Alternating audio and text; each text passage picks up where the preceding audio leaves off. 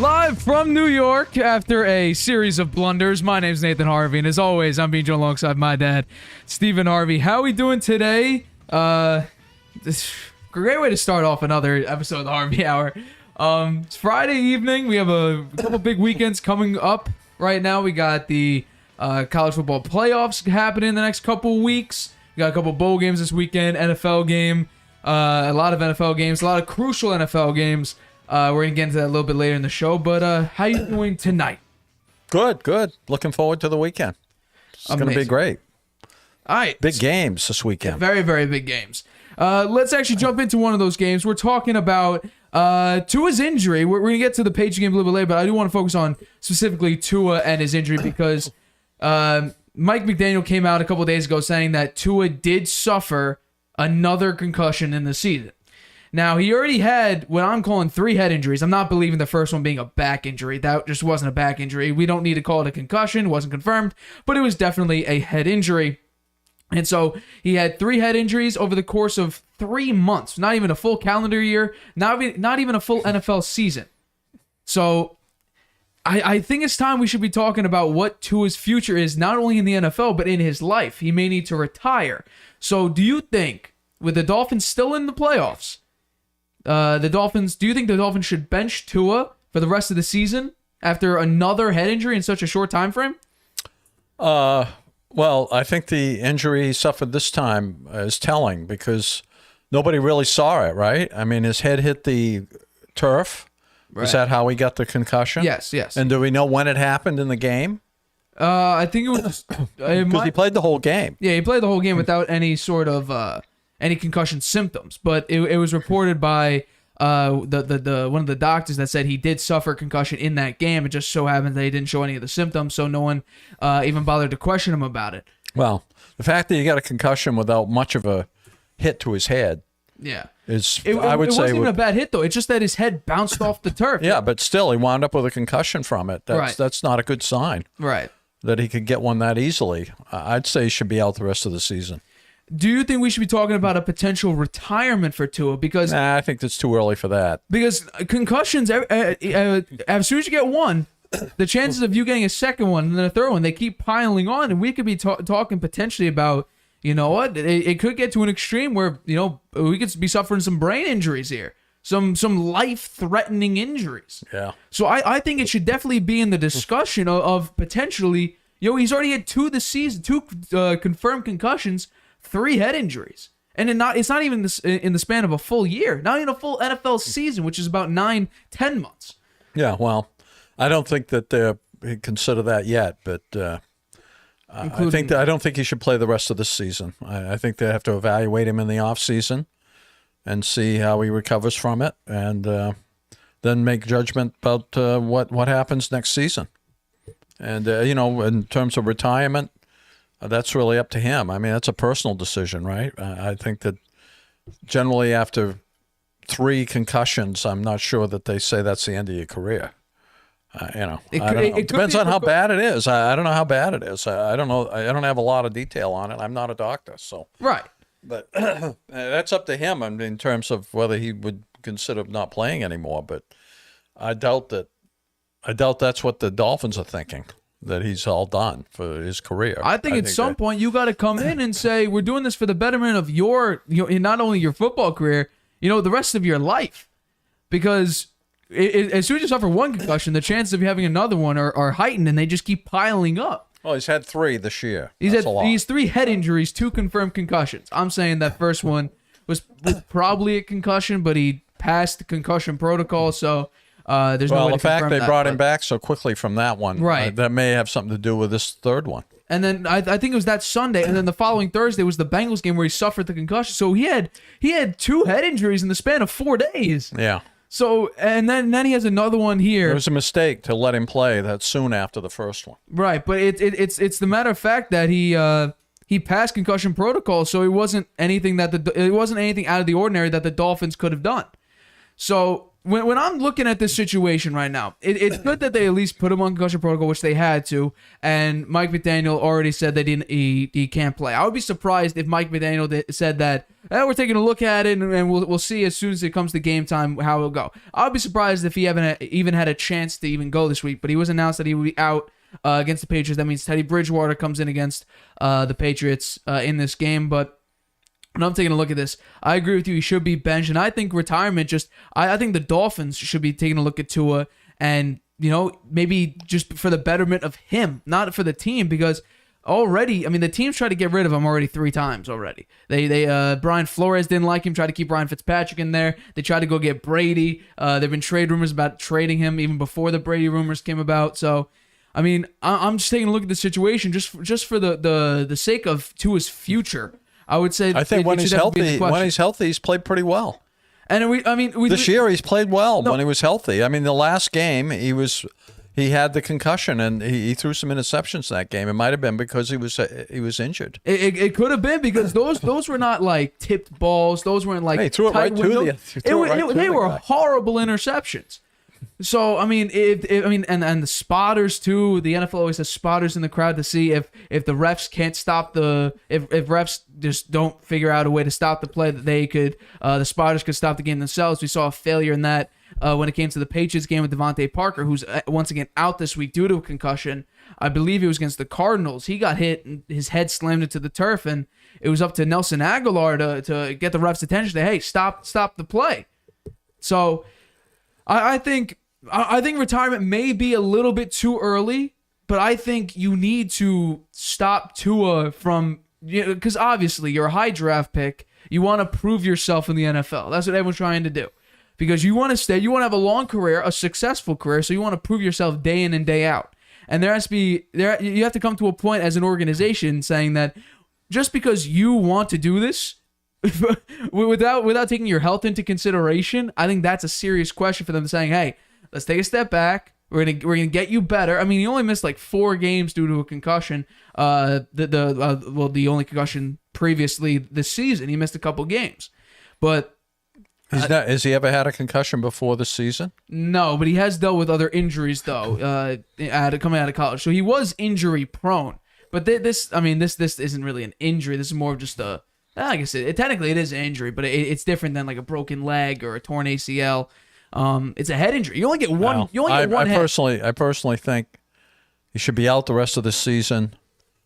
Even if they make the playoffs, I'm not sure he should be playing at then either.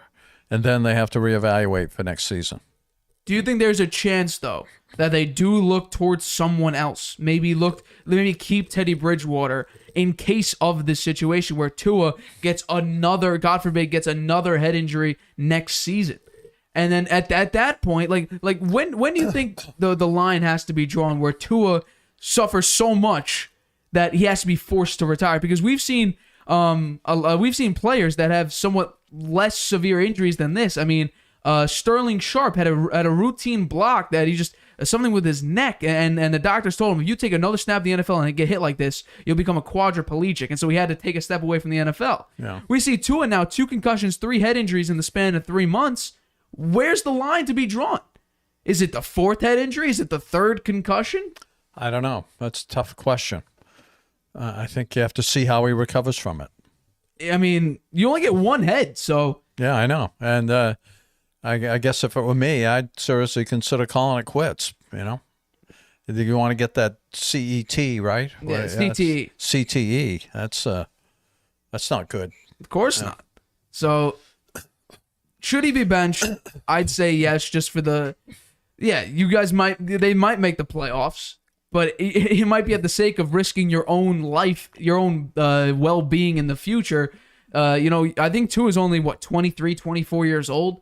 So for him to go out here, have 3 head injuries and 2 concussions at this young of an age, it's a scary thing. It's an extremely scary thing. And we'll see. My guess is he's not done with his career. But I do think he should be done for the season. I think it's close because it's a scary thing to potentially just lose all your sense of mental health, well-being. So I think it's relatively close to Tua for the organization to say, Tua, you're going to end up in a very bad spot if you keep playing like this and get another head injury. So I guess we'll have to see what the Dolphins do following this week against the Patriots. We'll have to see.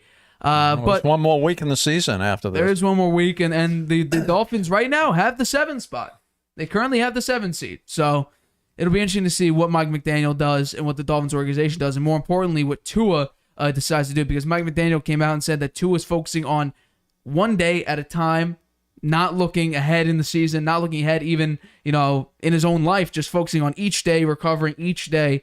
So it's going to be interesting to see how the season pans out and how, the offseason pans out, because this offseason is going to be crazy just with free agent movings and everything like that. But speaking about free agency movings, some relatively shocking news.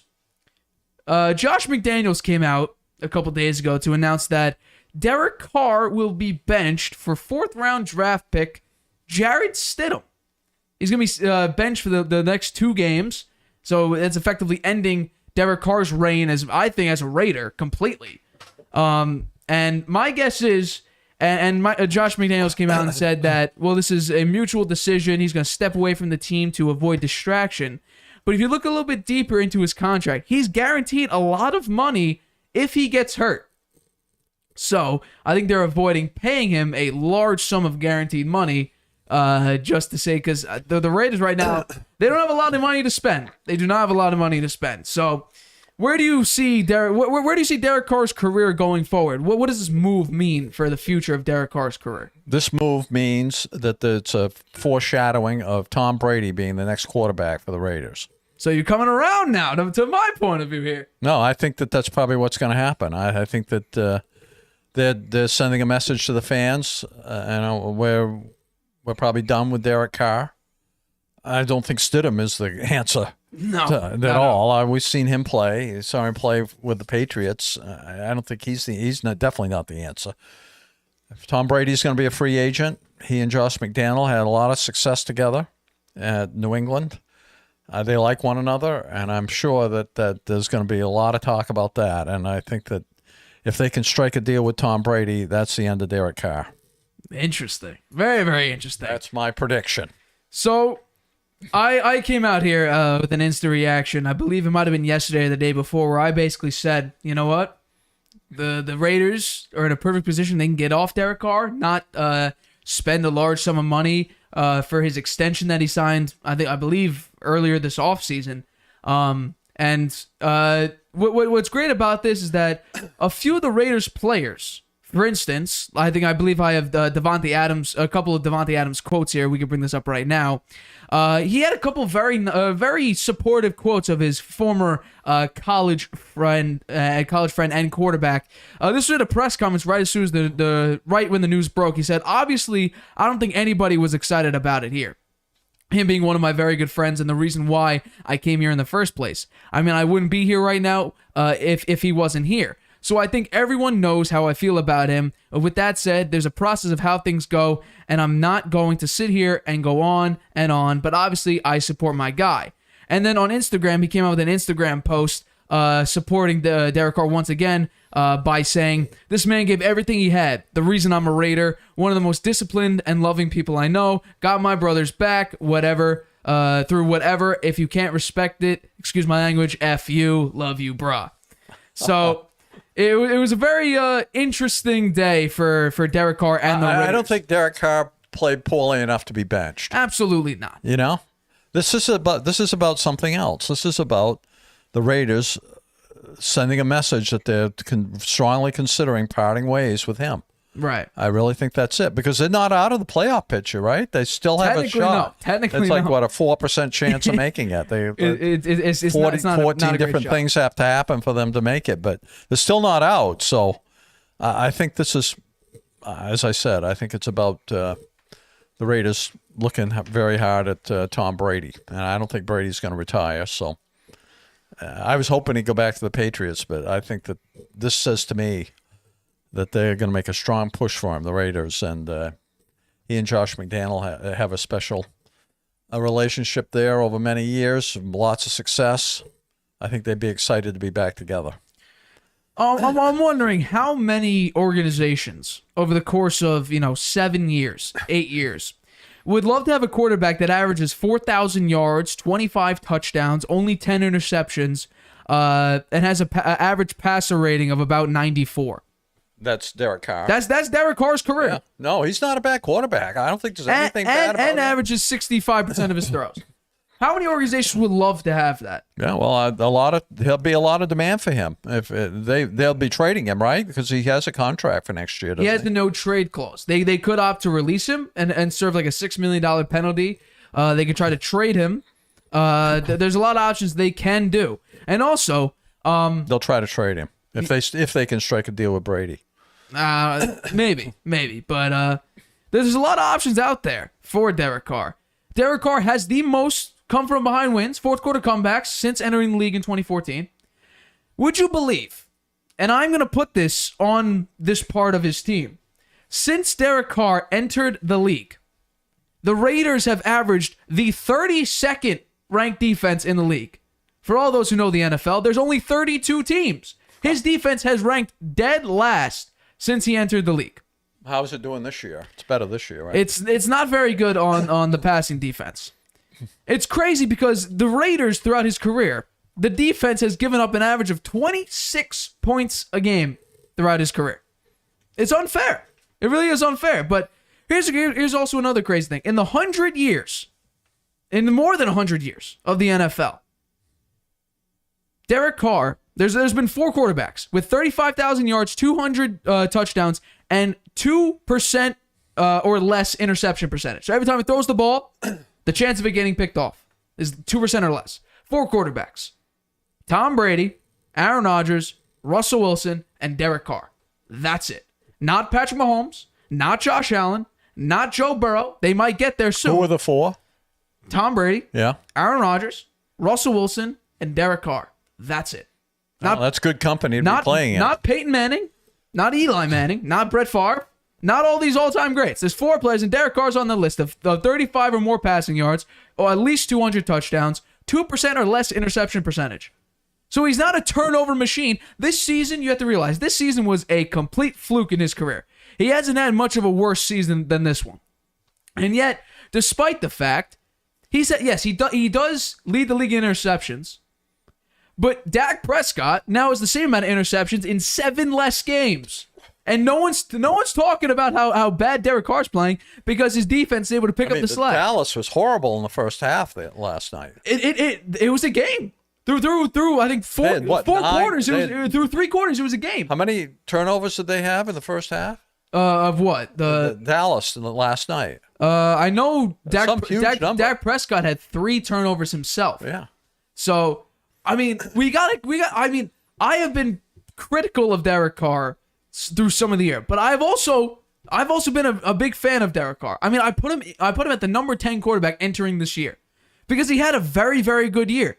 He had 6 game-winning drives last year, 3 fourth quarter comebacks. He had 4,800 yards. He brought his team to the playoffs, and his organization has been a mess since he entered.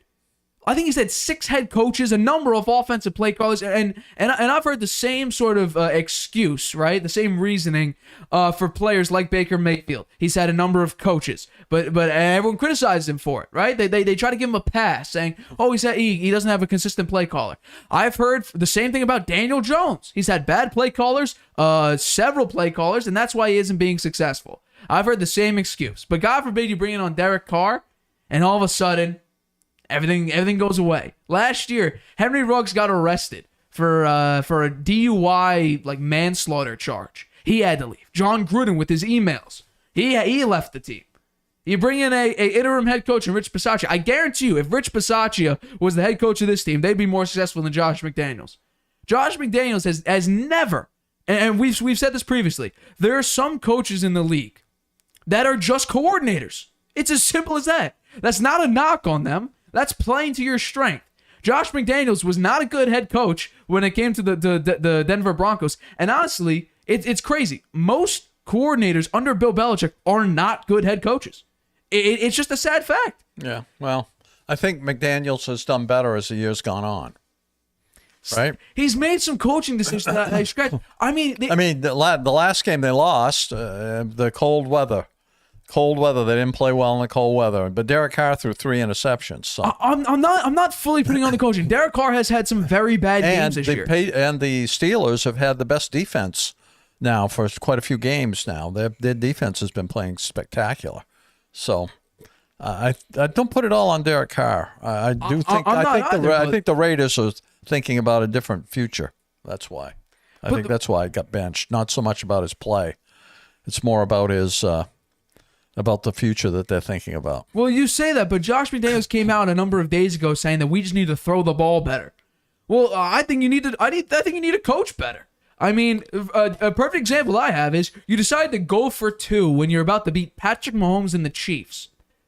When your defense through that first half couldn't stop nobody, they just started playing well right then and there. So you had a chance at that point to stop the Chiefs late in the fourth quarter after, if you decide to kick the field goal, potentially go to overtime. God forbid you win the toss. Your offense was playing lights out in that fourth quarter.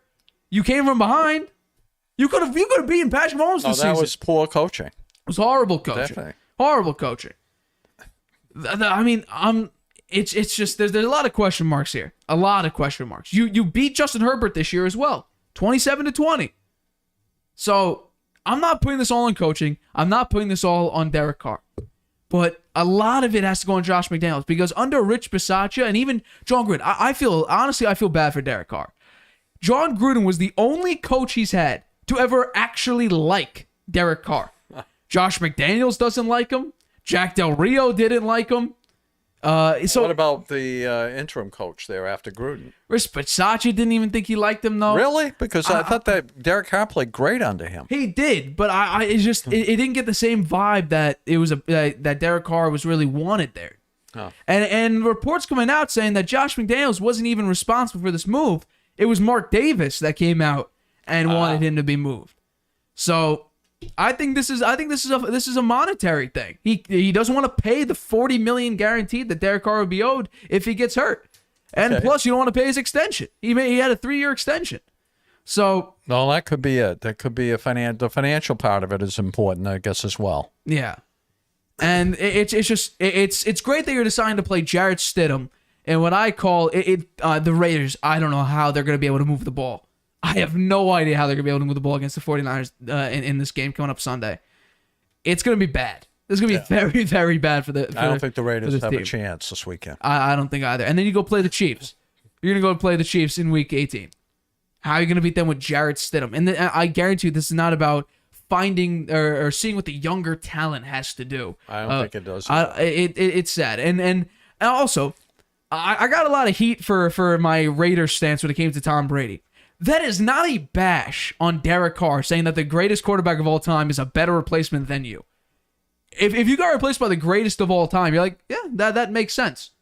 How many years has Derek Carr been in the league? He's been in since 2014, so he's played 9 years. Okay. He's made the playoffs once. But it's hard to make the playoffs. I'd say the Jets will be looking at him if he's up. The Jets are a great choice. I think the Giants could be a good choice. The Bucs, if Brady looks like he's 1 foot out the door already. Yeah. So I think he can move on. He can replace him. There's a lot of teams. I said that the Saints are a great choice. There are a lot of teams that I would take Derek Carr over their quarterback. Let's start with this one. Tua.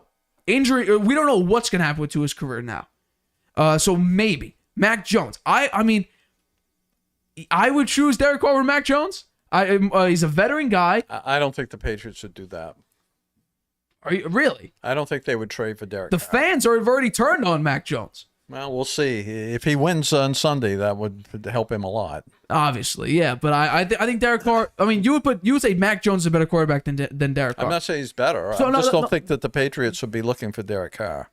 The Jets need a quarterback. They would go for him. Baltimore, no, but Lamar, he's trying to get a contract done. So who knows what's going to happen What's his injury anyway? He's not going to play. It's a leg injury. He's missed his, I think, What kind of leg injury, though? I think he sprained his MCL, if I'm not mistaken. He's been out a long time. He has been out. I don't think he's coming back either, right? That's a big question mark of, it's a knee injury, sorry. He hasn't practiced in a very, very long time. And there's a chance, he just shuts it down and says, you know what? I'm going to get ready for my contract talks. Because if Tyler Huntley is starting in the playoffs, they're not going to win a playoff game. So, Pittsburgh, Derek Carr, Kenny Pickett. I like Kenny Pickett. He's a growing quarterback. But right now, I would pick Derek Carr over him. Cleveland. Is this Deshaun Watson rust, or is he genuinely this bad now? That's a question you need to ask yourself. Jacksonville, no, I like Trevor Lawrence. Ryan Tannehill, he's a free agent this year. I would choose Derek Carr over Ryan Tannehill. Indianapolis, obviously over Matt Ryan. Houston's going to probably draft Bryce Hall, but as of right now, Derek Carr is the best quarterback for them. Kansas City, no. Chargers, no. Raiders, right now, yes, he's their best option. Denver, I don't think this is just an outlier for Russell Wilson. I'm going to keep saying this. This is going to be a trend for Russell Wilson. We saw this late in his Seahawks career. He couldn't cook like he could. That's because his run game was top 5 most of his career and when he was super successful with the Seahawks. So right now, Derek Carr is better than Russell Wilson. Philadelphia, no. Dallas, maybe. No, I don't think so. Maybe. I don't trust Dak Prescott. Like I said, 7 less games. No, but same they gave amount him a of big interceptions. contract. Right. Giants, yes. Washington, yes. Minnesota with Kirk Cousins. No. Depends. Am I getting... Well, Kirk Cousins was on a 1-year deal. He's a free agent this year. Yeah. Detroit, I like Jared Goff. He's played phenomenal this season, but right now... He's with them again next year for no, sure. I do think so. Green Bay, no. Chicago, Justin Fields, I don't think so either. Tampa, yes. Carolina, yes. Saints, yes. Atlanta, yes. Seahawks, I think yes. Because right now, the Seahawks offense does not look great. The defense also does not look particularly good. Rams, Matt Stafford, Derek Carr, there's an argument there. Matt Stafford's been injury-prone the last couple years. There's a question there. Arizona, Kyler Murray, now being afraid to run, tore his ACL, going to be out till November. There's a lot of question marks you got to say for that. So there's a number of teams I would pick Derek Carr as the better option than their There's a lot situation. of options for him.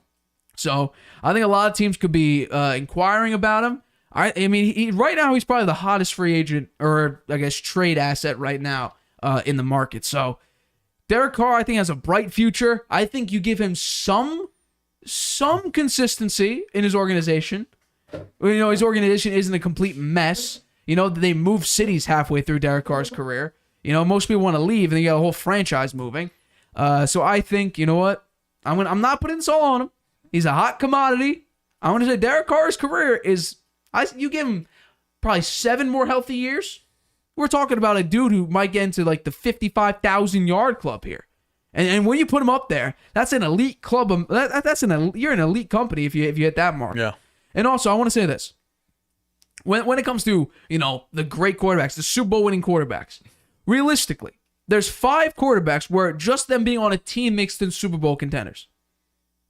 Josh Allen, Joe Burrow, Patrick Mahomes. Depending on how you look at it, maybe a Justin Herbert. I think Tom Brady's in there. Aaron Rodgers, sometimes I would put him in that company. Jalen, and then you have the bottom 5, so 6 to 10, where they have to be in a great situation. Things have to go right for them to make to a Super Bowl. I think Dak Prescott's in that situation. Jalen Hurts is in that situation. You have a number of other quarterbacks that, and then you have like the 11 to 15, where things have to go your way to make it right. I think Derek Carr's in that company. I think a number of quarterbacks are in that company, and I think Jimmy G is in that company. Jimmy G's out. I'm talking about in general. If Jimmy G was healthy, I think he's in that 15 to 11 spot. I put him probably number 13 or 14, and Jimmy G's 1 spot below.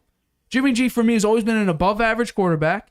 I put him above Kirk Cousins, above Ryan Tannehill, and I put Derek Carr obviously above them. I think Derek Carr is in between Jimmy G and Dak Prescott. And you know what? That's not horrible company to be in. You have a guy who averages 68% of his throws, another guy who puts up 4,500 yards. So, I think Derek Carr is a very good quarterback. I think we got to chill it down with the Derek Carr hate. A lot of quarterbacks don't have to deal with 6 head coaches. I think he is. I agree with you. I think he's a good quarterback. I do think that part of this is a financial decision to bench him, and I think part of it is that they may be moving on from him. It's just unfortunate. Josh McDaniels is now going to Jarrett Stidham.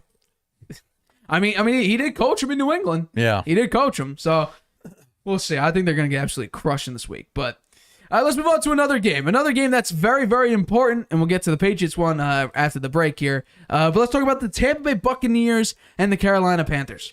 So Brady and the Bucs are looking to actually clinch the NFC South in this game on Sunday. They have a chance to do it. Not having a below 500 record at the 7-8. playing against Carolina, who they lost to. P.J. Walker beat them 21-3 earlier in the year.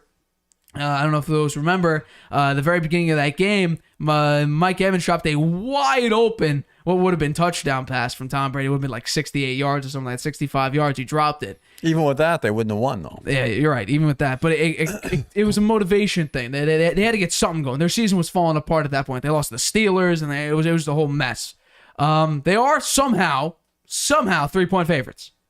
Do you think the Buccaneers can get a win and clinch the NFC South, securing a home playoff game? What would be against the Dallas Cowboys? Yes. Why do you think that? Because they have to win. This is a big game for them. I think they'll be up for it. I think Carolina is up and down, and I do think that Tom Brady will bring his A game to this game. He's a money ball player, and in the clutch, he's generally very, very good. And so I think they're going to find a way to win that game on Sunday. I hope that's a game we can watch. Is that what it's time 1 p.m. on Fox, so we'll have to see. So it's a Patriots game is at 1 as well, I think, right? It's on CBS, I believe. Yeah. So we'll have to see. But you know what? I'm gonna say this. The Panthers just ran for over 300 yards against the Lions. And the problem with the last game that they played against the Buccaneers, the Panthers, they ran for more yards than they passed for. And they were able to beat them by 18 points. So I'm going to take the Panthers to win this game. I think this offense has been slow. Very slow. And the only glimpse of hope that we see in this offense comes in the 2-minute drill late in the game. The problem with that is you can't play 2-minute drill the entire game. Your players will get gassed by the second, third time you do it. Because it's basically no huddle, quick routes, some players go down deep. It's just very, very fast paced. You're going to get gassed very easily. The problem, and another problem is, the number one aspect of Todd Bowles' defense the past 3 seasons has been top 3 in rushing defense. That has not been the case this season. They have been average to below average at times. Sometimes awful. Watch that. I believe it was Monday. It was a Thursday night game or Monday night game against the Ravens. I think it was a Thursday night game. Where the first half, the Ravens decided to come out with something new and pass the ball. They were down 10-3 at half. Then they decided to actually play Ravens offense and run the ball. Blew them out of the water in the second half. So I'm taking the Panthers here. Dante Foreman rushed for like 165 yards. Chuba Hubbard, I think, ran for another 120. So when I'm taking a look at this, the Panthers, while on paper they're not the better team, their defense has been playing tremendously. I think Steve Wilkes should be the head coach next year. They have to revitalize that offense. They'll probably go for a quarterback in the draft. Probably looking at C.J. Stroud, or I think Will Davis is someone out there if I got that name correct. So I'm taking a look at this. Mm-hmm. I think that the Bucs will stack it up in the middle and stop the run and make Darnold beat him through the air. And I think with that strategy, they got a very good chance to beat the Panthers. Darnold he's been better recently, but that's because they've been running the ball a lot, right? Right. He hasn't been passing it very much. They're going to do their best to stop the run and make Darnold beat him through the air. And I think with that strategy, they have a very good chance to win, the Bucs. I mean, that would be the great thing, would be. And there's a stat out there that says Keem Hicks and I believe Vita Vea, if they both play, the Bucs are 5-1. Without them, they're 2-7. So, and there's a chance they're both gonna play. There's a chance they both play this week. So, you have 2 big guys run stuffing. That's going to be great for your offense. And the Bucs defense, the passing defense has been much better than it has been the past 3 seasons. The past few seasons, they've been, bottom 10, bottom 5 in the league when it comes to passing defense. And it just so happens that this year, the defense is inconsistent. The offense, the running game is horrible. And what's crazy about it is the criticism that Brady gets, and I've been very critical of Tom Brady, especially in that Bengals game. He had all of the Buccaneers turnovers. Brady and Justin Herbert have very, very identical stats. But it seems like Justin Herbert is getting a lot of praise this season, and Brady's getting a lot of hate this season, which is a little bit surprising. I mean, I said coming out of the combine, when I took a look at Justin Herbert in the combine, I said that guy should be drafted over Tua. The Dolphins should pick him over Tua. He's just I think he's a better athlete. He fits the scheme where he's like a 6'6", 240 guy, very good passer, strong arm, is somewhat mobile. Tua is a shorter guy. He's more of a mobile quarterback. He's coming off of an injury in college. So Brady's not had a great year. It's just being masked by, and I don't know what it is. He seems to be more anxious in the pocket. He seems more paranoid. Well, that's because he's been getting hit a lot. Right? The He offensive line is the problem for the Bucs. It's been the problem all year long. For Brady to be really effective, play action has to work well, and they haven't had a run game, and the defenses have been teeing off on him. Right. I mean, he passes the ball almost 50 times a game. Yeah. So, it's been the run. They haven't had the run, and they haven't had the run because they don't have an offensive line. Yeah. So that's their problem. They need to. Have they got anybody coming back on the offensive line? Ryan Jensen, the IR window, the 21-day IR window has been opened, but he's not returning for this game. It's unlikely he plays this game. Josh Wells, their tackle or their guard that they've been playing in place of a number of injuries they've had. He's out for the year. He got hurt in the Bengals game. I believe he tore his Achilles. He's out for the rest of the year. So they're down another offensive lineman. Donovan Smith and Tristan Wirfs. Tristan Wirfs got injured in that last game. It looks like he may play. Donovan Smith is the most penalized player in the league. He seems to be healthy.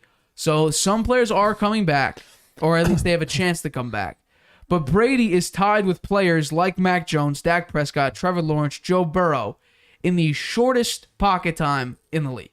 They are dead last in pocket time. So Brady has to get the ball out quickly. He's more paranoid than ever. He's generally good at that. Yeah. And also, some of the blame has to go on some of his receivers. Brady has the 6th most drops in the league. Which is surprising because they have a good receiver core. You would think so. Well, here's the thing. When you read them on paper, you see Mike Evans, great. Chris Godwin, tremendous. Julio Jones, oh my God. And then you take a look a bit deeper. Julio Jones has barely played this season. Barely played. He's only been consistently healthy the past couple weeks. And he's been okay. Chris Godwin, through 2/3 of the season, has been very ginger on that new ACL that he got repaired. Yeah. He has been playing great. He had a couple of nice little spark games, but the speed hasn't been good there. now. I mean, he's been playing on it now for a while. Mike Evans and Brady haven't been able to get that big connection, but I think it's in large part because Mike Evans has been dropping a lot of passes this season. A lot of passes, which is not that shocking for him, actually. If we take a look at the drops, Mike Evans is relatively high for drops this season. So it's just been unfortunate with the way things have been, but a lot of it, I think a lot of it's on the run game. You're having the 32nd ranked run game in the league. Well, I think a lot of that is on the offensive line. Runner can't go if there's no hole to run through. Right. But so the Bucs have a chance here. They can win the division by winning this game. It all comes down to Sunday. We'll see what they do. I think they'll come out strong. I think they'll make Darno beat him, and I don't think he's capable of it. So what would you get the final score? I don't have a graphic here for the final score. I think it'll be close. Well, obviously they've been close all season. So think, what would you give it? 24-17. I'm going even lower than that. I'm saying 17-14 Panthers over Bucs, because I just can't see it. Wow, I can't see it. And another thing I have to point out with this Bucs team is that I'm going to try to bring it up here. Their past, you know what? I might be high on my score too. Yeah, I'd say it's 20-17. Okay. Let's see. I'm gonna get this up here. 1, 2, 3, 4. The last 4 of their 5 wins have come on last game scores, last second scores, whether it be overtime field goals. The only game that wasn't a last in the past 5 games was the Seahawks game, where they actually ran the ball for 161 yards. Other than that, it was the comeback against the Rams, the 8-second touchdown. Then you had the come from behind win against the Saints, 17-16. And then you go out and beat the Cardinals 19-16 in overtime with Trace McSorley as their quarterback. So it's interesting. They have not had a good record this year, but they beat the Saints twice. That's because the Saints have had, Jameis Winston came in the first time, and I was told that Jameis Winston would be great this year, dark horse MVP candidate. And they never let him play after he got well. After he recovered from his injury, they wouldn't put him back in there. I don't understand that. I mean, the way he looked early in the year just wasn't good. Andy Dalton isn't the one that's going to take you to the promised land. But I don't think Jameis Winston's that much better, truthfully. You can't find out if he's not out on the field. I mean, no, Andy Dalton has played better than Jameis Winston. I mean, Jameis Winston didn't play much at all this year. He played 3 games, had 63.5% completion percentage, 850 yards, 4 touchdowns, 5 interceptions. Not great. Passer rating of 79.5. How about Dalton? How's he done? 17-8 touchdown interceptions, 2,500 yards, 66% completion percentage in 12 games. What's his quarterback rating? 95.7. And what was Winston's? 79.5. Yeah, well, he only played 3 games. Should have let him play more. I don't know why they wouldn't put him in. He wasn't good. Why not put him in the last couple games of the season? They ain't doing anything. The Saints are done. The Saints have a chance to make the playoffs here. They're still in playoff contention, which is crazy. They need, they need everything to happen. Yeah, they need everything in their power to happen. But so it's very, very unlikely that the Saints make the playoffs. But another thing, this team. Another aspect of their offense or of their defense was, in the red zone. They would go. The teams would go easily between the 20s, but when you get into the 20s, you're kicking more field goals than you're scoring touchdowns. This season, the offense is 21st in the red zone, and on offense, and on defense they're ranked 23rd. So teams are getting touchdowns more than they're getting field goals this year when it comes to getting in the red zone. So. A saving grace is that they're actually the defense is ranked 6th in third down percentage. So they're stopping teams on fourth down or on third down generally. So I'm still picking the Panthers here. I just the way the Bucs have been playing, this should be a must win. This should be an easy win for them. And last year, the way Brady was playing, this definitely would be a win. You're taking a look at it. This would probably be a 35-23 game. It's just not that way anymore. The Bucs have only scored above 23 points once, and they've only made it to over 20 or 20 or more six times. And they are 3-3 in those games. So, I mean, it's just bad. Yeah, well, we'll see what happens on Sunday. I'm taking the Buccaneers to take the L. I'm taking the Buccaneers to get the W. All right, still to come. Can the Patriots get a win against the Tua Tagovailoa-less Dolphins? We make our Week 17 picks, and I give yet another Harvey Hot Hand right after the break. Introducing video podcasts on Spotify. Transform your storytelling into a show everyone can watch or listen to. Easily upload your video through Anchor, Spotify's free podcast creation tool. So whether you're showing off a new recipe, interviewing an exclusive guest, or uncovering the next mystery, you can now reach a whole new audience with Spotify. Podcasting just became more than audio. Create with Anchor, watch on Spotify.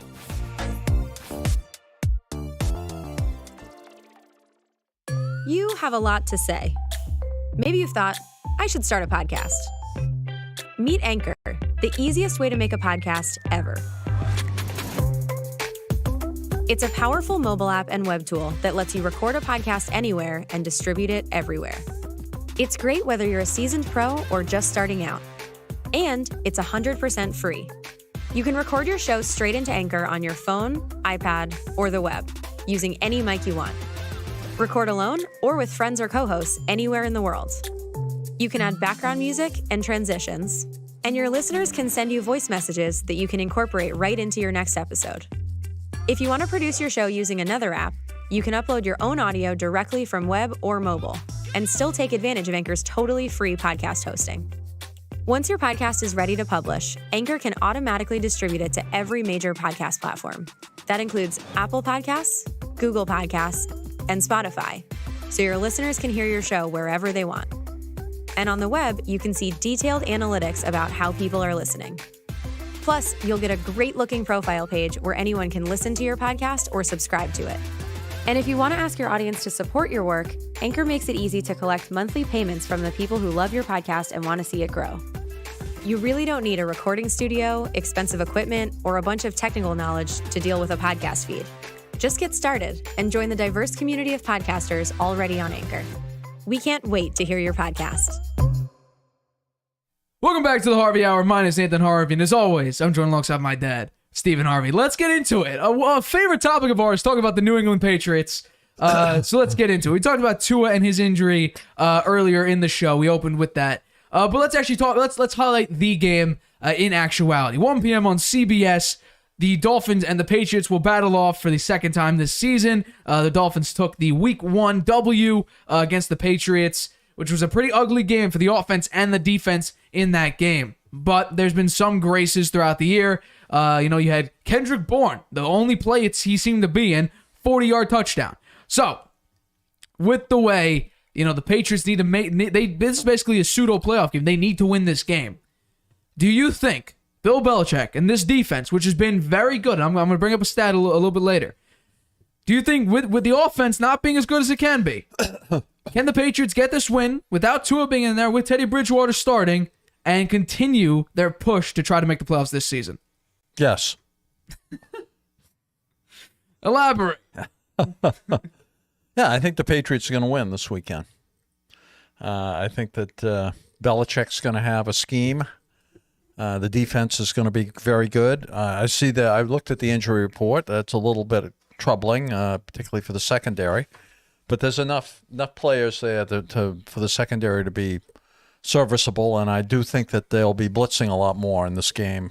They've got the great linebackers, and I think that they have Barmore back now. I think they'll be putting a lot of pressure on Teddy Bridgewater, and I think that will help out the secondary. So I think the offense will be running the ball a lot with Stevenson, and now we have Harris back. He's full, and he's rested. So I think the running game will be good for the Patriots. I think they'll control the ball, keep the Dolphins off the field, and they'll make Bridgewater try to beat them, and I don't think he can. So that's my analysis. Yeah. I want to ask you this before I dive right in. How do you expect Jonathan Jones, Miles Bryant, Shaun Wade, and Tay Hayes to stop Mike Gesicki, Jeff Wilson, Raheem Mostert, Tyreek Hill, and Jalen Waddle? Because I think the quarterback's going to have more pressure on him than they did in the first game. A lot more. Okay. I think that you've got Uche and Judon. Uche's the sixth rank. Is number 6 in his position. Yeah, and you have who's the other guy? Number 8. Juwan Bentley. Juwan Bentley. The Patriots have very good linebackers.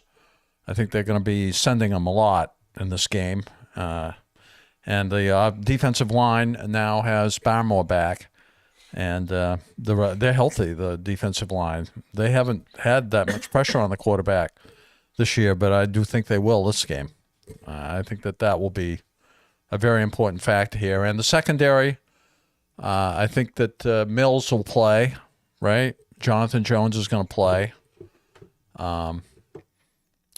Too bad Marcus Jones isn't going to play. That hurts them for sure. But I do think they'll have enough in the secondary to because there'll be more pressure on the quarterback, and it's not Tua back there throwing the ball now. It's Teddy Bridgewater, and he didn't do very well when he was in there before. Right? He didn't do that. No. I will give this, and I've always given Belichick this. He does really well on defensive line and linebackers. Cornerbacks has been a bit of an issue, especially keeping your great ones. See Stephon Gilmore. See the dude that had 17 interceptions in 2 years. Jackson and J.C. Jackson. Still a mistake not keeping him, I think personally, but what do I know? Well, he wound up getting hurt. He's been out all season. Yeah, I just think I'll give him this. The Patriots the Patriots defense has set a record this season under Bill Belichick. The most sacks in a season. Their team has 50 sacks, the most under a Bill Belichick coach defense, which is very, very impressive. Yeah. They currently, according to Pro Football Focus, have the 9th ranked defense in the league. Here's something that's funny, though. They have the 24th special teams, the 19th offense. The offense is actually not that shocking to me, but 24th special teams shocked me a little bit. Yeah, me too. Because it's not very often you see a Bill Belichick coach team be that bad on special teams. That was a huge thing. Later on. I don't recall them being burned badly on special teams very often this year. Well, you had the Vikings game was horrible special teams. They had one number of penalties on special teams. They ran to the kicker. They just, it was a whole mess. So I'm gonna say the Dolphins win here. The Dolphins roster is just better than the Patriots. The Patriots have had a difficult time scoring on offense. They've had the 32nd ranked red zone offense in the league. That's in large part due to scheming. Mac Jones, he's done things that generally second-year quarterback under the right situation wouldn't do. He's missing a few times. He's missing open reads, the right read. But his offensive line has had a lot of issues. Like I said in the previous topic, he's tied for the quickest pocket time in the league. So under just above 2 seconds, 2.2 seconds, and then the pocket collapses, and he has to either scramble out, throw the ball away, whatever. He's getting pressured more in less games than he did last year. He's played fewer games at this point because he played most of the season. He's got pressured more. He has about the same amount of sacks. He's actually throwing the ball downfield more. He has more big-time throws than he did last year. There's a lot that's weird about this offense. The defense is okay. I mean, I think the defense is good.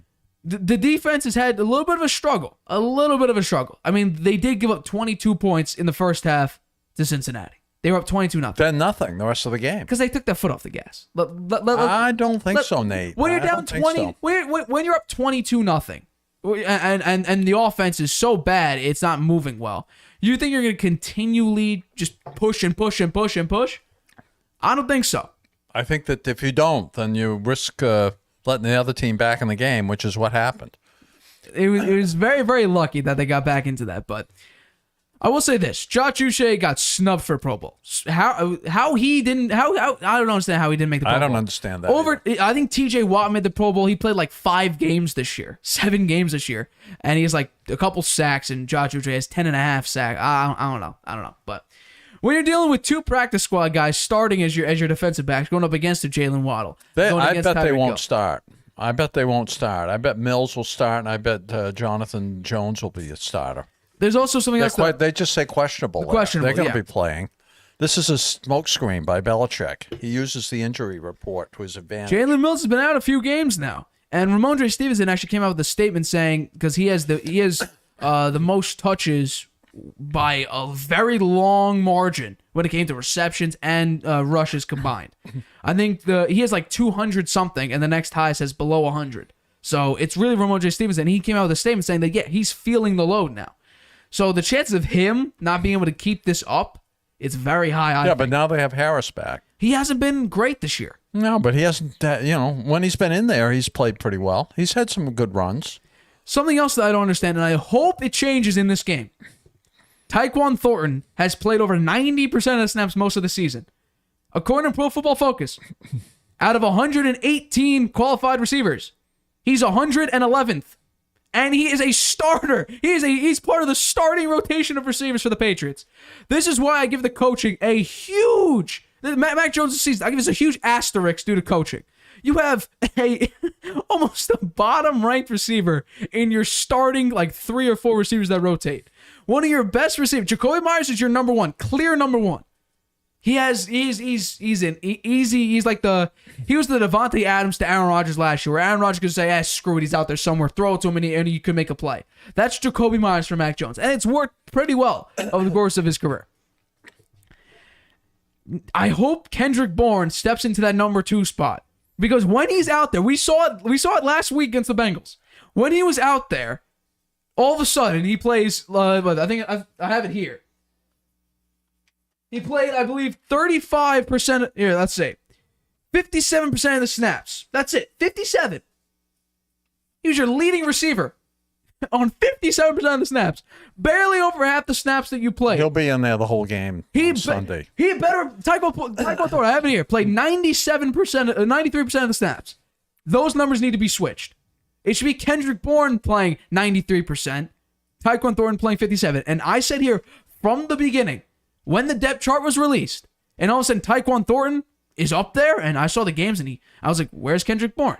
He was almost 1,000-yard receiver last year, and now he's the fifth. He's number 5. You never see him. That was a mistake, for sure. Never see him. And I said it from the beginning. Tyquan Thornton is not a phenomenal route runner. Yeah, He's only a speedster. He's a rookie. They were trying to see what he was, how he was doing. They gave him some chances. I think in a game this big, he won't get as many chances. I think it's going to be Bourne and unfortunately Aguilar, who I don't like very well. He hasn't played that well this year, and he's made a lot of mistakes. So it's him and Hunter Henry will be in there. Yeah, you're still missing Jonathan Smith though due to a concussion. He'll probably be out this week. We'll have to see if he practices next week. But I'm taking a look at the Dolphins team. The Dolphins defense has stepped it up a little bit. They've been bad some of the year. They've stepped it up a little bit. And against the Patriots, that game was just ugly. Trent Brown could not block. That was the first game of the season. Yeah, but I mean, you saw the same problems that you see now. The offensive line couldn't block nobody. Trent Brown, he got beat every time someone rushed around him. When you're like 6'8", 380. And you're getting beat that easily. Yeah, so something's going on there, and you're making a decent amount of money. Something's going on. Something bad's going on. So I'm going to take the Dolphins to win here, and this is a part of my Harvey hot hand. So we will. I'll get into that a little bit later, but I'm taking a look here.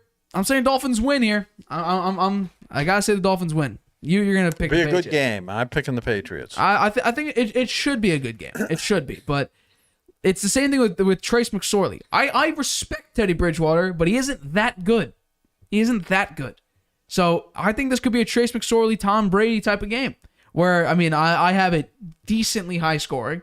It's not going to be as close as the Cardinals game, but I'll get into my Harvey hot hand when I reveal the scores and the spread of how I think the game's going to go, even though I just said it. But I'm picking the Dolphins here. Tyreek Hill, Jalen Waddle.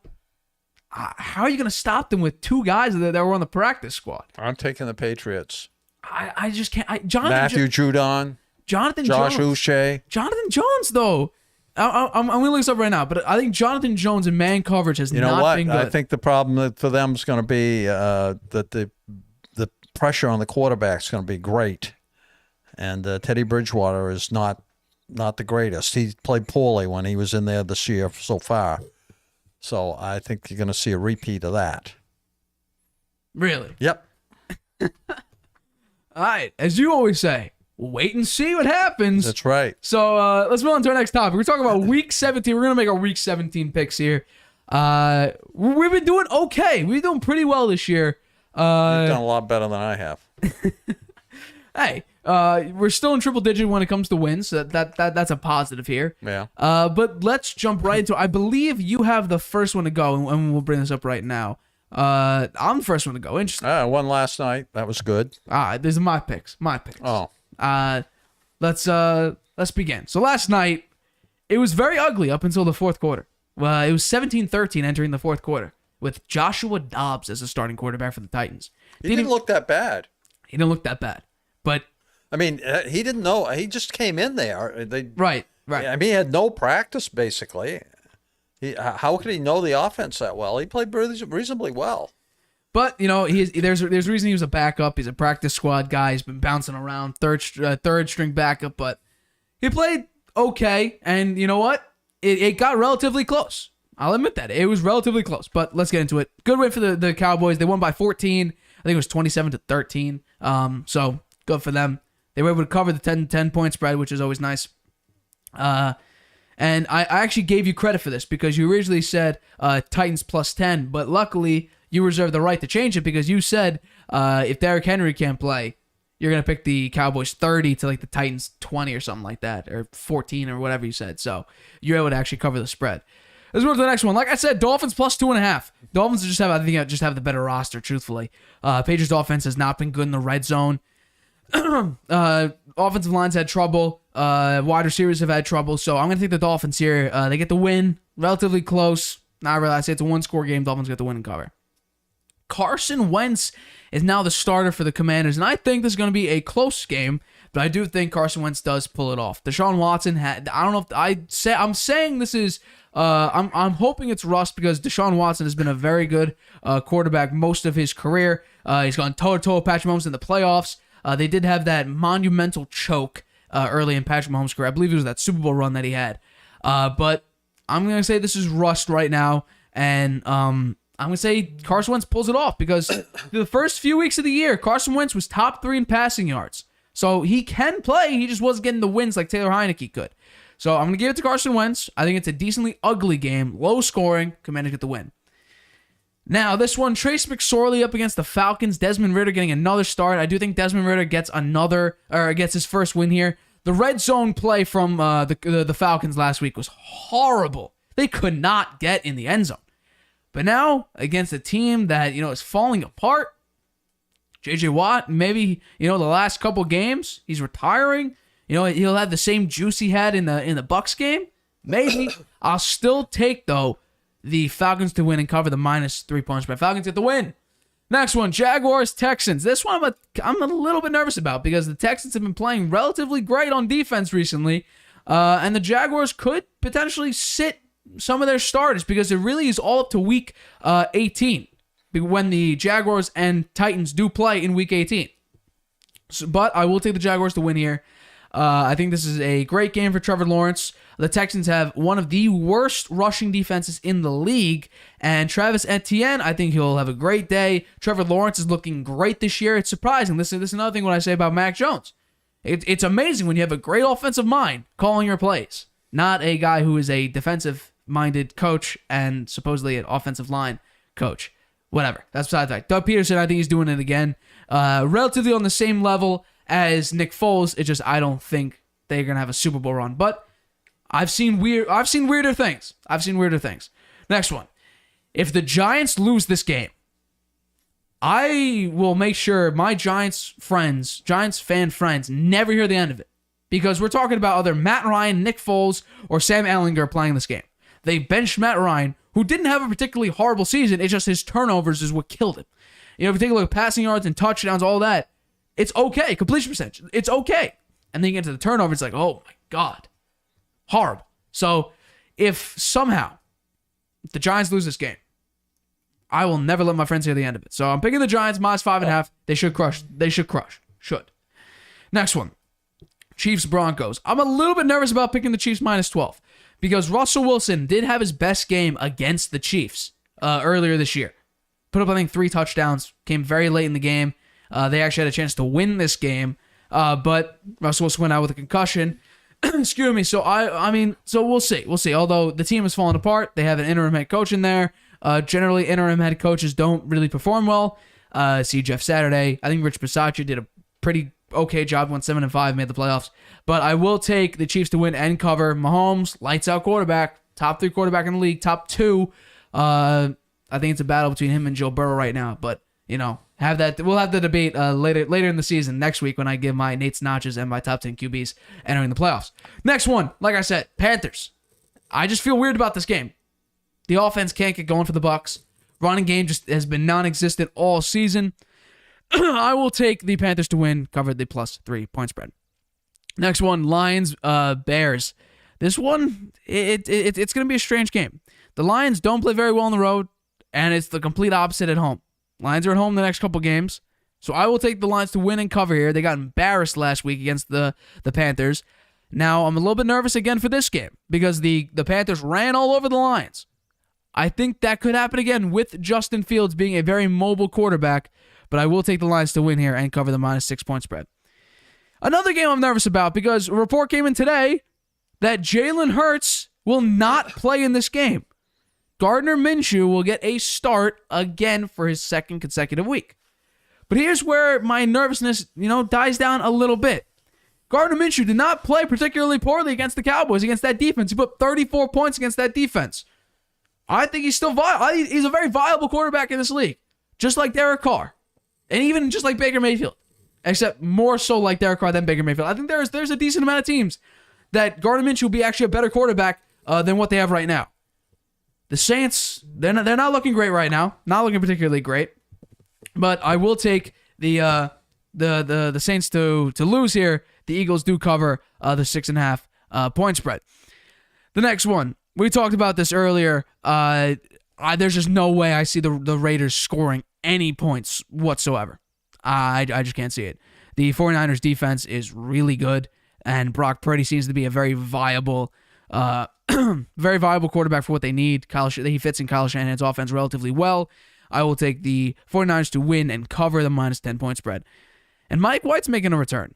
And the Seahawks defense does not look great recently. Does not look very, very good. I think Mike White gets the win here, covers the minus 2 point spread. Next one. This is a huge game. The Packers need to win out to make the playoffs. Except this time, I think the Vikings get the better of them. Vikings are plus 3.5 point underdogs on the road at Green Bay.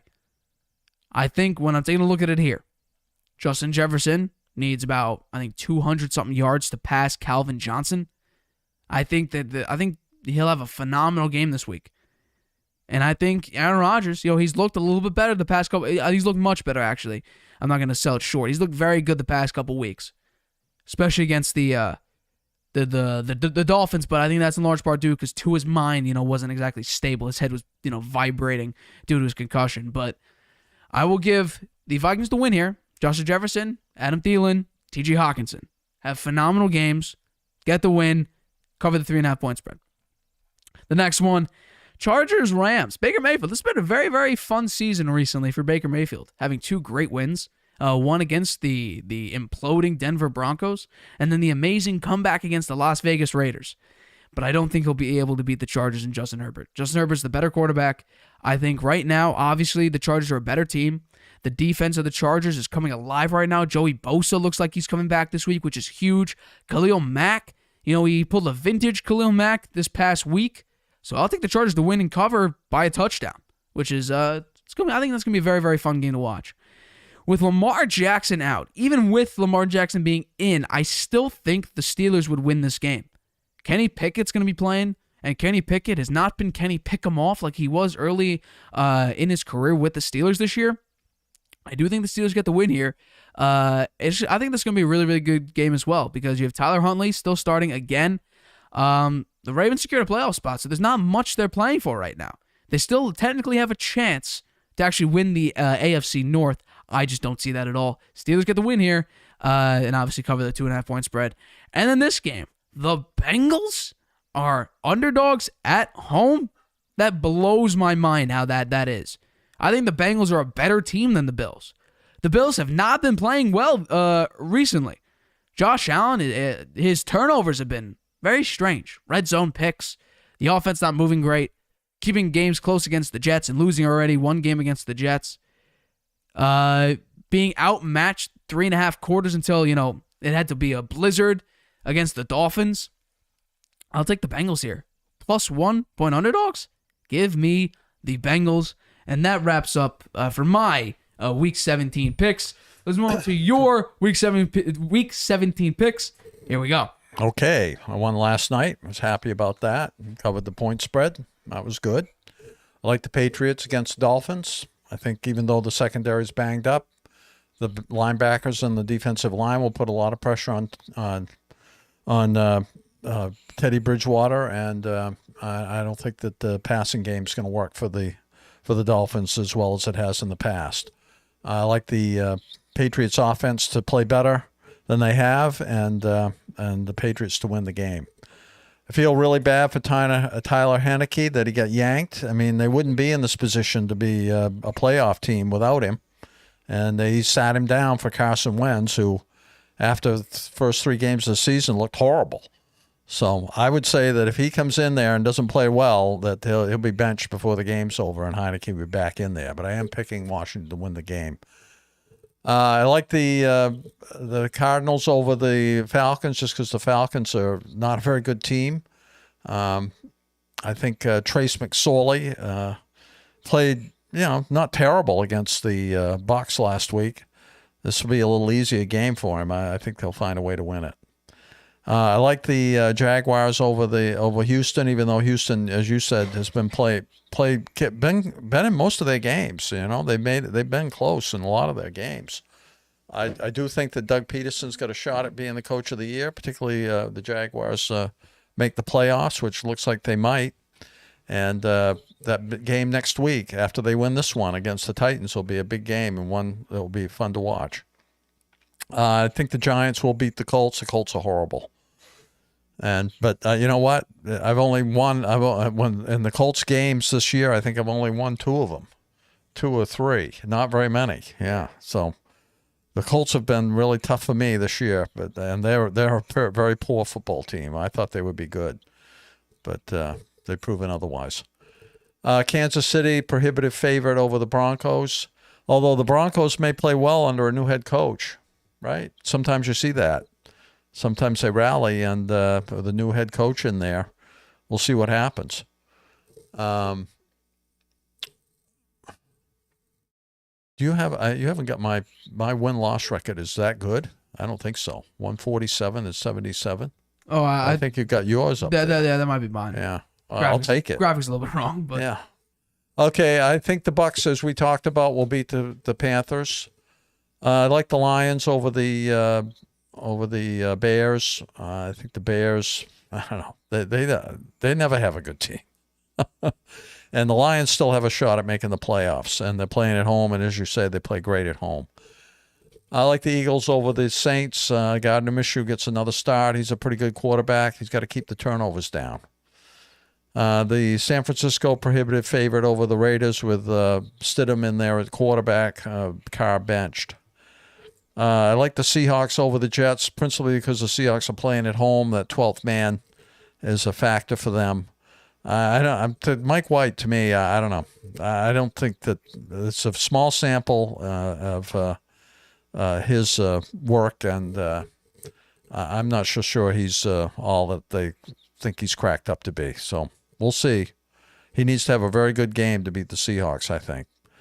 I like Green Bay over the Minnesota. Minnesota got a very good record this year. Last couple of games, though, they had to come back from 33-0 to win a game, and they just barely beat the Giants last week. I think Green Bay is better than both those teams much better than both those teams that they barely beat. So I think Green Bay's still got a chance to make the playoffs. So I think Green Bay, and they're at home, so I think they're going to win. The Chargers over the Rams. The Rams are a lot of injuries, and they're out of it. I think that, and the Chargers are a playoff team now, so I think they'll win and cover. I like the Steelers to beat the Ravens. Steelers are a much better team. Their defense is great, and the offense with Kenny Pickett has played quite well. So I like them to win. I think Mike Tomlin's done a pretty good job bringing this team back. They still have an outside chance of making the playoffs. A lot of things have to go right for them in order to make it, but they got something to play for, and I think they will. And without Lamar Jackson, and the Ravens' offense is not very good. So I like the Steelers to win that game. I'm taking the Bengals over the Bills. I think the Bills they're a little shaky. You mentioned it. The Josh Allen making mistakes and not being that productive in the red zone. The Bengals are a surging team, looking to get back into the Super Bowl and avenge for last year's loss in the Super Bowl. It's a Monday night game, and the Bengals at home. I like the Bengals. Okay. I'll leave my mic on. Very, very interesting week. Actually, before I get into my Harvey Hot Hand, we will take a 30-second break, but don't worry. Harvey Hot Hand, college football playoff preview, and we have a happy birthday to a number of very, very famous athletes right after this 30-second break. Introducing video podcasts on Spotify. Transform your storytelling into a show everyone can watch Or listen to. Easily upload your video through Anchor, Spotify's free podcast creation tool. So whether you're showing off a new recipe, Interviewing an exclusive guest, or uncovering the next mystery, you can now reach a whole new audience with Spotify. podcasting just became more than audio. Create with Anchor, watch on Spotify.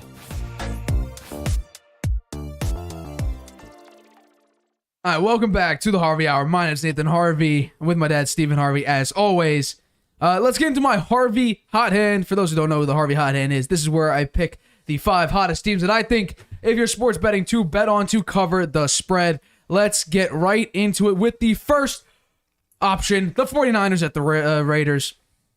I just can't see. I've said this all show. How the hell are the Raiders going to score points against the number 1 defense in the league? I have no idea. They have Jarrett Stidham starting at quarterback, which that's the first problem. You got rid of Derek Carr. You may even had a shot with Derek Carr as quarterback. Probably not, but you had a better shot than with Jarrett Stidham. I think, you know what? The 49ers go up a lot, and then slowly the Raiders make it somewhat interesting, but still lose by 17. 49ers win and cover the minus 10-point spread. I have the 49ers winning 34-17. All right, let's go with this one. Dolphins. Originally the spread was +3. I'm going +2.5. Updated line. It doesn't matter to me. Outcome's still the same. Dolphins just have the better complete roster. Their offense is better. I think even with Teddy Bridgewater, he's a higher rated quarterback when he played than Mac Jones this season, even though it's been 1 or 2 games. But I'm just taking a look at the defense for the Dolphins has been better, but I think the Patriots defense is slightly better than the Dolphins defense. But I just think, you have 2 practice squad defensive backs playing on your team. Jonathan Jones does not do well in man coverage. Take a look at God forbid the Kyler Murray injury. I think DeAndre Hopkins would have had a field day. You look at Justin Jefferson, Adam Thielen, and Jonathan Jones playing solo coverage against them. He's getting beaten all the hell. I think Tyreek Hill, the fastest man alive with pads on. I'll take the Dolphins to cover the 2.5-point spread and beat the Patriots, crushing the Patriots' playoff hopes. I have the Dolphins winning 27-20. The next one, Steelers at Ravens, +2.5. I'm surprised the Steelers. I guarantee you the spread will probably move. But as of right now, as of today, the spread's +2.5 in favor of the Ravens. Steelers are underdogs here. Steelers, Kenny Pickett. I gotta stop calling him Kenny Pickett or pick him off, because it just hasn't been that way. He's toned it down with the turnovers. He's played much better. I take the Steelers to win here and cover +2.5-point spread. Steelers win. They actually keep their playoff hopes alive. They win 24-20. The second to last one here, Jets -2 against the Seahawks. The Seahawks defense has been nowhere near what it has been. Tyler Lockett, he's banged up. It might all be up to all DK Metcalf and Tyler Lockett's hurt, and Kenneth Walker, the running back. When they can't run the ball effectively, it's all to Geno Smith, and he just hasn't been able to deliver recently. That defense hasn't been up to what it has been all year. I'll take Mike White, the Superman for the Jets, Mike White, to come back from injury. He got cleared. He's going to start. Zach Wilson's inactive this week. Jets win 28-24. More Mike White magic and cover the 2-point spread. And finally, I think this is a huge surprise for me. The Bengals at +1 underdogs at home against the Bills. The Bills have been very consistent recently. The defense has picked it up a little bit. The Bengals, though, have been playing phenomenally since going 0-2 to start the year. They went out and beat the Patriots. They went 22-0 at one point against the Patriots. Then they also beat the Chiefs again. Joe Burrow has won 3 straight against the Chiefs. He beat up on the Panthers, the Steelers. They are currently on a 7-game winning streak, beating teams like blowing out the Bucs, beating the Patriots in that defense, beating the Chiefs. Beating the Titans when they were the number 1 seed in the AFC South. You beat the Jets, who, hey, they beat the Bills once already. Beat the Dolphins, who at the time weren't that bad of a team. So I'll take the Bengals to win here. 31-28, cover the 1-point spread. And that does wrap it up for the Harvey Hot Hand. But let's get into... Sorry about that. Let's get into the first thing would be, it's LeBron James and Tiger Woods' birthday today. Happy birthday to both of them. LeBron James has been playing phenomenal this season. His team is terrible. And he's made a couple questionable comments about how he's saying that I'm a winner and I don't want to end my career just playing basketball just to play basketball. He wants to still compete for a championship. But LeBron James playing at this high of a level at this age, it's very Tom Brady-esque. And I'm starting to actually turn the corner on LeBron James being the GOAT just because of how consistently he's been playing at this age at that high of a level. So... that's the same thing with Tom Brady. Yeah, well, he's going to keep playing. Yeah, he obviously is. He wants to play with his son. Yeah, that's a huge goal. I think he'd be the first player I would think the first in NBA, basketball. Yeah, in basketball. Yeah. You know, so I think it might have been like the second or third in the history of sports because you had Ken Griffey. Yeah. They played together. So other than that, I can't, off the top of my head, I can't think of anyone else that played with their kids. So it's an interesting feat. And then Tiger Woods won the Masters back in 2019, which that was incredibly impressive. And then he had a car accident, and he's been dealing with a lot in his career. Had a lot of car accidents. He did come back though and play. Was it the PGA Tour? He played in that. He looked great in the first day, and then day 2 and 3, it fell apart. Still was injured from his car accident. Yeah, and then hasn't been able to actually play that well. I think he took a break from one of the tours recently, but happy birthday to them too. And then let's get into the college football playoff. We got a couple bowl games coming up this weekend. We play the number 1 and 4 seed, Georgia versus Ohio State, and then the 2 and 3 seed, Michigan versus TCU. Who do you have winning these matchups? Let's start with the first one, Georgia versus Ohio State. Who do you have winning this game? Georgia winning it. Let's go Michigan, TCU. Who do you have winning that game? Michigan. Okay, that's interesting. Who do you have? Then it would be what? Georgia, Michigan. Who do you have winning that? I'm saying next week. Ooh, you're waiting. Okay, Yeah. okay. I will take TCU in the upset over Michigan, and I will take Georgia to beat out Ohio State. I think Stetson Bennett, he's something out there, and then TCU. I don't know. I just feel a little iffy. It seems like Michigan in the playoffs doesn't play up to the same standard. Jim Harbaugh, They've been though, getting better every year. They have been. You know, They Jim have Harbaugh. I'd like to see him get a national championship. it'd be great to see. He started off very slow, but then as time progressed, he became he's one of the best college coaches right now in college football, which is incredibly impressive. Yeah. But I mean, he made it to the Super Bowl as an NFL coach, so that right there is impressive. Play with Beat college. by his brother. Yeah, he got beat by. That was a crazy Super Bowl. Was that the only Super Bowl in The history one where the lights went out. Yeah, that's When the lights came back on, that's when the Ravens took off. the 49ers. Yeah, the 49ers had momentum in that game Yeah. too. They were leading, and then the Ravens. I mean, I forget who I rooted for in that. I think I might have been I rooting was for. rooting for the Jim Harbaugh. I think I was rooting for Ray Lewis because it was his last year. So Colin Kaepernick was playing. Colin Kaepernick, Randy Moss was in that Super Bowl playing for the 49ers. Yeah. So, hey, you know what? Should I wait for my? I'll wait. I'll wait just like you for the actual See how those games natty. go. You know, I think that will. It would be telling to see how, because if Ohio State goes out and beats Georgia, that would be incredible. C.J. Stroud, I think Marvin Harrison Jr. plays for Ohio State. I mean, he's a phenomenal receiver this year. But those are our picks for the bowl games this weekend. But for another episode of the Harvey Hour, this will wrap it up. The new year. By the time we do our next episode of the Harvey Hour on Tuesday, we will be in 2023. So this is the last episode. Happy New Year, everyone. This is the last episode we've had of 2022. It's crazy. This Harvey Hour isn't even a year old yet. We're still about 10 and a half, almost 11 months into the Harvey Hour, and we've had this entire season we've had has been crazy. We had Stephen Curry winning an Finals MVP. You had Brady retiring and then subsequently coming back. We had probably the craziest free agency period we've ever seen. Deshaun Watson moving, Baker Mayfield being dropped out, Devontae Adams moving on from Aaron Rodgers. It's been a crazy year. Aaron Judge winning the American League home run record. 63 homers? 62 homers. Just made it.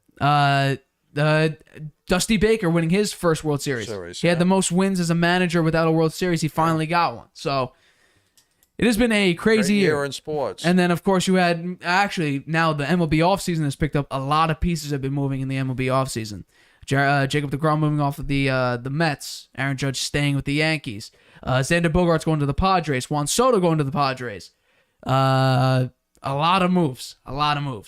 Some more moves to come, too, I'm sure. Yeah, so we will see you in 2023. I think we have a show on the 3rd.